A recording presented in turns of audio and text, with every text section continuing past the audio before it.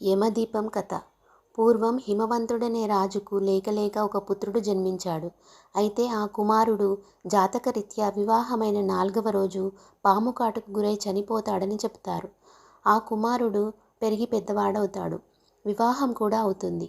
ఆ రాకుమారుడి భార్య వివాహమైన 4వ రోజు రాత్రి రాజసౌధాన్ని దీపాలతో అలంకరిస్తుంది.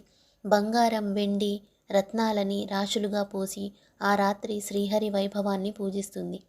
రాకుమారుడి ప్రాణాని కోసం సర్పరూపంలో వచ్చిన యమునికి ఆ దీపం కాంతి, బంగారం, వెండి దగదగలకు కళ్ళు చెదిరి కదలకుండా ఉండిపోతాడు.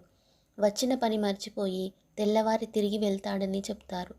ధనలక్ష్మీదేవి అనుగ్రహం వల్లే తన భర్తకు ప్రాణహాని తప్పిందని పురాణ కథనం. అందుకే ఈరోజు స్త్రీలు సౌభాగ్యానికి, ఐశ్వర్యానికి ధనత్రయోదశిని సూచికగా భావిస్తారు.